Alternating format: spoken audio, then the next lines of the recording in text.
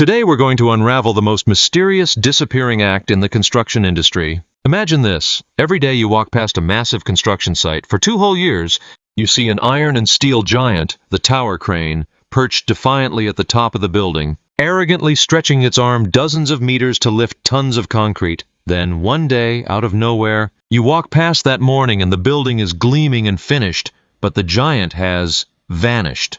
Did it learn to fly? Or do engineers have Doraemon's magic pocket to stuff it into? The truth behind this cicada shedding its shell act, hundreds of meters in the air, is actually a dramatic battle of engineering wit, soaked in sweat and courage, that if left untold, you might think it belonged in a Hollywood action film rather than ordinary construction engineering. Welcome back to The Secret Life Explained, where we peel back the fascinating secrets behind the things that seem obvious in everyday life. To understand how difficult it is to bring the crane down, we first need to understand how it got up there. During construction, a tower crane typically grows alongside the building. It's like a creature that feeds on itself to grow taller, adding new mast sections every time a new floor slab is poured. But when the building is complete, the roof is on, the glass is installed, everything is sealed up, the king of the construction site suddenly becomes a colossal burden. You can't drive an enormous ground crane and reach up 300-400 meters to lift it down. Simply put, no crane on Earth is tall enough or strong enough to do that for skyscrapers. This is the construction world's version of the chicken and egg problem. Without a crane, you can't build the building, but once the building is done, the crane is trapped on top. Imagine it like meticulously assembling a magnificent sailing ship inside a giant glass bottle through a tiny neck. Once the ship is complete, sails full of wind, you realize you can't pull it out without smashing the bottle. That is exactly the frustrating dilemma our engineers face. The secret to this entire process lies in a principle that we at The Secret Life Explained call, what is too big to move, break it down. What is still too big when broken down, break it down further. Instead of lowering hundreds of tons of steel in one piece, an impossible and dangerous feat, a chain of sequential actions is carried out, where one piece of equipment serves to dismantle another.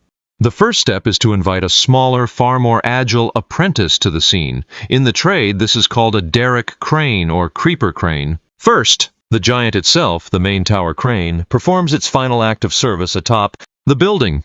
It uses its own arm to lift the components of its little brother, the Derrick, piece by piece up to the rooftop. At this point, there are 2 cranes on top of the building, one enormous veteran and one tiny apprentice looking rather lost on the vast rooftop. But don't underestimate this small one because it will be the one to directly execute its big brother. Once the Derrick is firmly anchored to the reinforced concrete roof slab, the surgery begins. This is where math and physics take center stage. The first and most nerve-wracking task is removing the counterweights. As you know, a tower crane stands upright thanks to enormous concrete blocks weighing dozens of tons hanging at the rear to balance the long jib at the front. Think of it like a giant seesaw. If you remove them carelessly, the seesaw loses its center of gravity and instantly tips forward. The Derrick apprentice slowly lifts each counterweight block and gently sets it down on the roof. At this point, the giant starts to feel lighter, but also becomes more vulnerable than ever to the howling winds. Next, the Derrick begins nibbling away at the long jib arm. Since this arm stretches dozens of meters, it cannot be dropped to the ground in one piece. It would collide with surrounding buildings or endanger pedestrians below. So it must be dismantled section by section, like removing the joints of a Lego robot.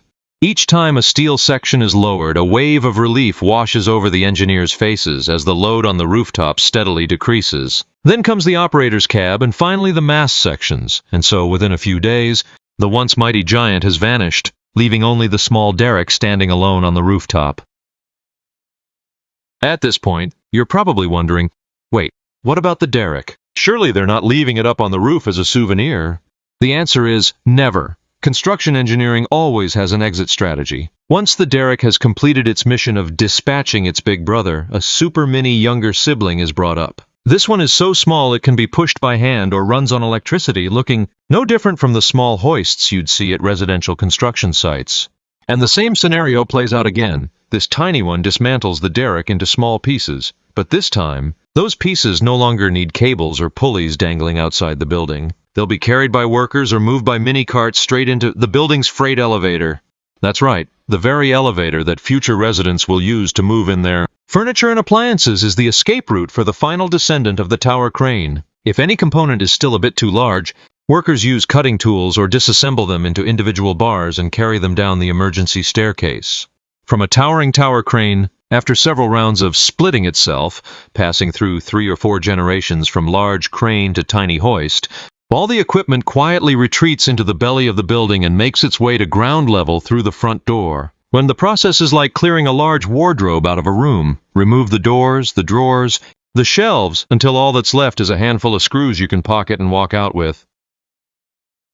That said, a secondary crane isn't always the method used. Some tower cranes are smarter and capable of self-telescoping. The principle is like an old telescoping antenna. They retract their mast sections one by one until the body of the crane sits close to the ground. At that point, a standard rubber-tired mobile crane driving along the street can easily reach over and haul away what remains. And if you want to witness a truly Hollywood-worthy spectacle, look at buildings with unusual shapes where a secondary crane simply can't be installed. In those cases, a heavy-lift helicopter is hired. A massive helicopter thunders above the rooftop, lowering a cable to hook and carry away each component of the crane. This method is fast and spectacular, but enormously expensive and dangerous as the rotor wash can send everything spiraling out of control. We've talked a great deal about engineering, but let's not forget the human element. Picture yourself standing on a concrete slab just a few square meters wide, 300 meters in the air. The wind roars past your ears so loudly you can't hear the person next to you speak, and in front of you are steel members weighing several tons, swaying in the breeze. The number one enemy here isn't the height, it's the wind.